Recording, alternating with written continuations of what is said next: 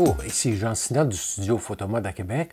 Aujourd'hui, je vous présente un objectif que j'ai acquis récemment, soit le Tamron SP 24-70 mm à d'ouverture 2.8 génération 2. Donc, je cherchais un objectif pour remplacer mon 24-120 de Nikon F4 parce que je désirais un objectif un peu plus lumineux et également j'ai remarqué qu'avec le D850, le 24-120, bien, il était beaucoup moins bon à pleine ouverture sur le D850. Donc, je regardais pour un objectif qui me donnait plus de netteté à pleine ouverture et j'ai parcouru un peu les différents modèles qu'on pouvait retrouver, dont le Tamron, et j'ai comparé avec le Nikon 24-70 2.8 VR. Et pour moi, le Tamron représentait le meilleur rapport qualité-prix et je vous explique pourquoi. Tout d'abord, c'est une belle construction. Pour moi, il ressemble beaucoup à la prise en main d'un 24-120 de Nikon par sa grosseur, par la façon qu'il est construit, son parasoleil, plus que le 24-70 de Nikon que j'ai eu la chance d'essayer pendant une demi-journée. Le Nikon, il est beaucoup plus gros, le parasoleil il est beaucoup plus gros. Puis, ça revient toujours à la même question, qu'est-ce qu'il y en est pour nos besoins? Donc, ce n'est pas l'objectif principal que je vais me servir, ça va être vraiment pour des situations particulières. Et le Tamron représentait le meilleur rapport qualité-prix, soit la moitié du prix que le Nikon coûte ici au Canada. Alors, pour sa construction, bien, c'est une belle construction qui est je vous dirais un alliage de plastique et de métal. Ensuite de ça, on va avoir un VR ou chez Tamron qu'on appelle un VC, qu'eux rapportent qu'on peut aller jusqu'à 5 stops au niveau de la stabilisation. C'est un objectif qui est tropicalisé avec 7 joints d'étanchéité, donc on peut vraiment l'utiliser dans des conditions pluvieuses ou encore poussiéreuses sans avoir de danger que l'objectif puisse subir les effets environnants. Par la suite, on va avoir à l'intérieur un double microprocesseur, contrairement à l'ancien modèle de Tamron que j'ai eu dans le passé. Celui-ci, la mise au point fait en sorte qu'elle est plus rapide et également, puisqu'il y a deux processeurs, un pour la mise au point et un pour le VC ou le VR, bien, on a vraiment une meilleure rapidité et on a moins de délai lorsqu'on appuie sur le déclencheur pour enclencher le VC. C'est beaucoup plus rapide qu'on retrouvait sur l'ancien modèle de génération précédente.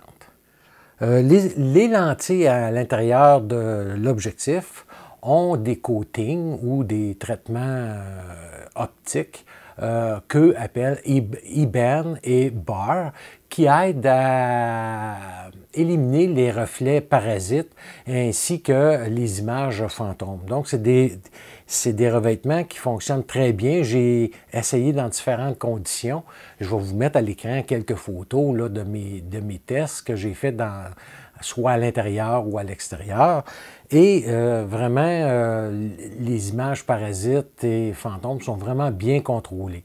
On va avoir aussi sur la lentille frontale de l'objectif un traitement fluorine, donc qui aide à repousser les éléments comme l'eau et qui va permettre à l'eau de mieux perler et ainsi un meilleur nettoyage de la lentille frontale.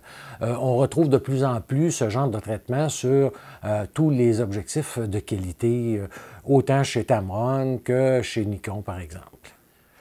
Les choses qui sont vraiment intéressantes également, on va avoir le parasoleil qui est un peu comme chez Nikon, c'est-à-dire qu'il va être verrouillable. Donc, on a un système pour venir vraiment le verrouiller en place et qui fonctionne également lorsqu'on le remise à l'envers. Il va vraiment se verrouiller également en place. L'autre chose qui est vraiment agréable avec cet objectif-ci, c'est les interrupteurs qui sont vraiment bien placés sur le côté. Et par le fait qu'ils sont surmontés, bien, contrairement avec mon 70-200 FL 2.8 que j'ai de Nikon, où il m'arrive régulièrement d'accrocher les interrupteurs, ceux-ci, on ne peut pas l'accrocher à cause justement du petit relief qu'on retrouve les interrupteurs. Donc vraiment bien placé. La bague de zoom, on peut la verrouiller en place. C'est-à-dire que lorsqu'on transporte, exemple, puis j'ai mon objectif qui pend vers le bas, bien, le zoom va être verrouillé à 24 mm, chose que, exemple, sur le 24-120 de Nikon, on n'avait pas, et avec le temps, bien, on va avoir la bague zoom qui va sortir. Donc, on retrouve un verrouillet, un loquet, c'est-à-dire pour verrouiller en place la bague zoom. Comme vous voyez, la bague zoom est vraiment une belle résistance.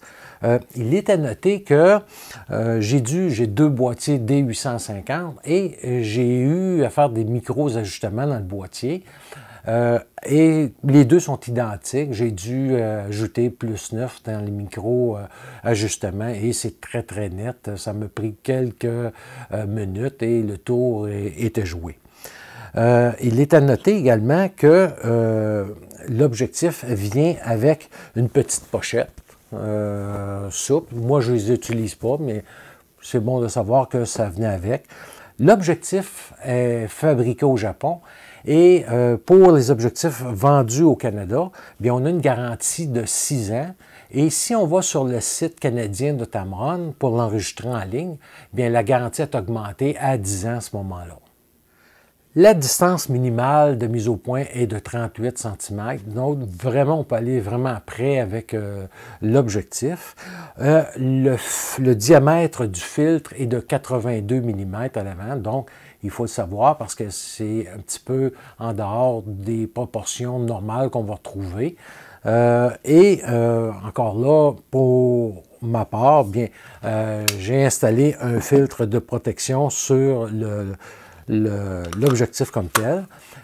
Il faut vraiment avoir un bon filtre qui est traité multicouche, sinon on risque de défaire les caractéristiques et les propriétés optiques de l'objectif. Donc, il faut vraiment, si on décide de mettre un filtre de protection, bien d'investir pour un bon filtre.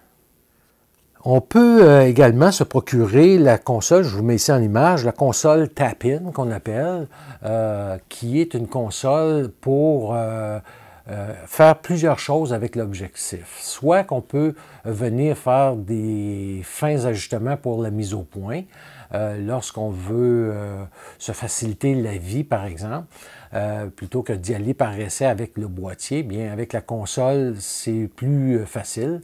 Moi, je ne l'ai pas acheté, mais quelqu'un qui possède plusieurs objectifs Tamron, mais ça peut être une bonne chose à aller chercher. Également, la console permet de venir donner des jeux sur le VR, des possibilités de VR différentes. Et aussi, on va avoir la possibilité de mettre à jour le firmware de l'objectif. Comme par exemple, si Nikon sort un nouvel appareil, exemple comme la série Z, et à ce moment-là, il est possible de venir mettre à jour l'objectif pour une meilleure compatibilité avec les boîtiers Z. Je vous mets à l'écran une photo que j'ai faite dans une cathédrale, ici dans la région de Québec, à 24 mm, et j'ai pu descendre à 1/4 de seconde à main levée. Donc, avec le VR engagé naturellement, ou le VC. Et il faut quand même bien se stabiliser. Je n'étais pas à bout de bras pour prendre la photo. Il faut vraiment bien une bonne position. Et j'étais capable de sortir une photo très nette à 1/4 de seconde. Donc, le VC fonctionne merveilleusement bien sur cet objectif-ci. Et j'ai eu aucun problème à descendre à des vitesses aussi basses qu'1/4 de seconde à 24 mm. Certes, lorsque j'augmente la longueur de focale, bien, ma vitesse minimale va augmenter également parce que, à cause du bouger que je vais avoir, plus que la longueur de focale est élevée. Au niveau de rendement, bien, dès la pleine ouverture dans les focales entre 24 et 50 mm, c'est très net. J'ai fait des photos de groupe, de portraits de famille avec cet objectif-ci. Et 2.8, c'est très très net jusque sur les rebords. À 70 mm, on perd un peu de netteté dans les coins et les côtés, mais dès 3.2, l'ouverture 3.2, on va récupérer, ça devient beaucoup plus net à ce moment-là. Pour ma part, ça ne représente pas vraiment un problème parce que j'ai vraiment acheté cet objectif-ci pour justement un peu faire de la photo reportage et je me sers beaucoup de la longueur de focale entre 24 et 50 mm. Donc, comme je vous disais, les aberrations chromatiques sont vraiment bien contrôlées avec cet objectif-ci et les lumières parasites également. Pour moi, ça représente vraiment une qualité par rapport au prix qui est vraiment excellente. Surtout que c'est pas, comme je vous disais, c'est pas mon objectif principal. Donc, je vais l'utiliser, mais beaucoup moins que mes autres objectifs. Et pour ce que j'en fais, ça représentait vraiment le prix que j'étais prêt à mettre pour ce type d'objectif-là. Et je le préfère au Nikon, justement, pas juste au point de vue prix, mais également à cause de son poids plus léger et aussi de l'espace qu'il occupe dans mon sac. Si on prend exemple les deux objectifs que je vous mets ici à l'écran, on va voir que le parasoleil sur le Nikon est beaucoup plus gros. Donc, lorsqu'on va mettre ces objectifs-là dans nos sacs photo, bien, ça va prendre beaucoup plus de place, plus encombrant. Et pour moi, l'objectif comme tel est vraiment bien balancé lorsque je le monte sur le D850, entre autres. C'était la présentation du Tamron 24-70 2.8 deuxième génération. Si vous avez des questions, vous pouvez les laisser ici au bas de la page ou encore en m'écrivant sur mon profil Facebook. Moi, je vous dirais, si vous avez parfois des hésitations entre deux modèles d'objectifs ou deux longueurs de focale d'objectifs, si vous avez la possibilité de louer un ou deux objectifs, souvent le coût de location va vous permettre de vous faire une meilleure opinion et d'aller voir quel objectif va mieux répondre à vos besoins. Donc souvent, le coût de location représente un meilleur investissement à long terme, puisqu'on est certain à ce moment-là, lors de notre achat, qu'on achète vraiment le bon produit. Donc, je vous remercie beaucoup et d'ici la prochaine capsule, bien, je vous souhaite de bonnes photos.